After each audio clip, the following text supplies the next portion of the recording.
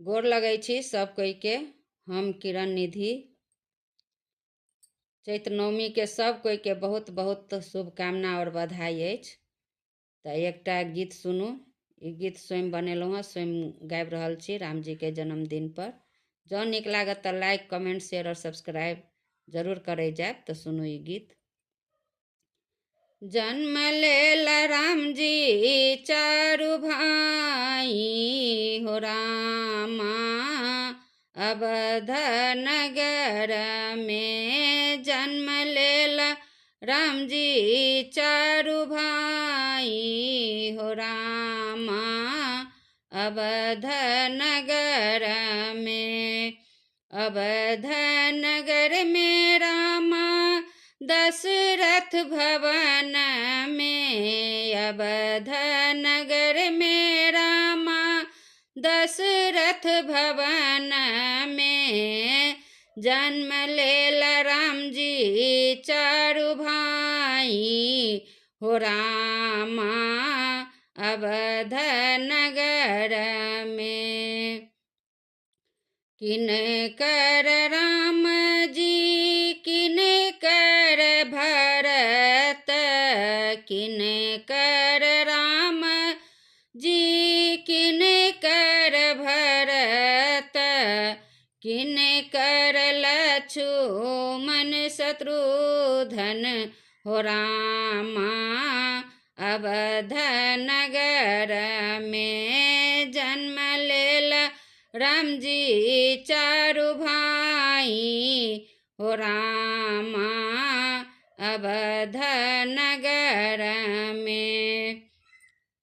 कौशल्या के राम जी के कई के भरत, कौशल्या के राम जी के कई के भरत, सुमित्रा के लक्ष्मण शत्रुघ्न हो रामा, अवध नगर में जन्म लेला राम जी चारु भाई हो रामा, अवध नगर में।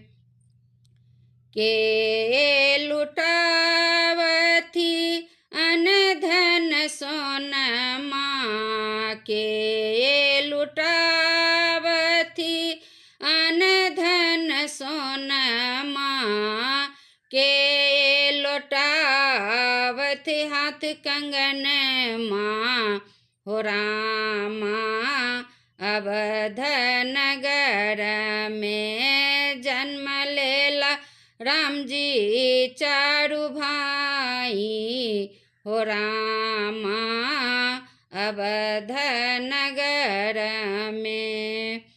राजा दशरथ जी लुटावथी अनधन सोनमा, राजा दशरथ जी लुटावथी अनधन सोनमा, तीनों रानी लुटावथी हाथ कंगन माँ हो रामा, अवध नगर में जन्म लेला राम जी चारु भाई हो रामा, अवध नगर में।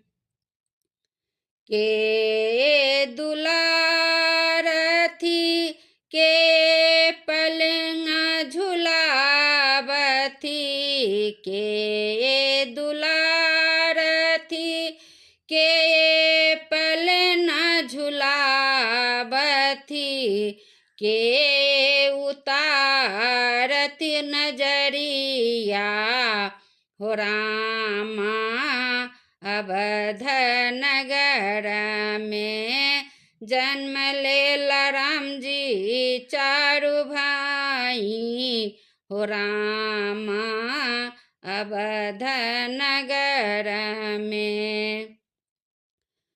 कौशल्या दुलारथी के कई पलंग झुलावथी, कौशल्या दुलारथी के कई पल ना झुलावथी सुमित्रा उतारथी नजरिया हो रामा अवध नगर में तीनों रानी लई छति बलैया हो रामा अवध नगर में जन्म लेला राम जी चारु भाई हो रामा अवध नगर में अवध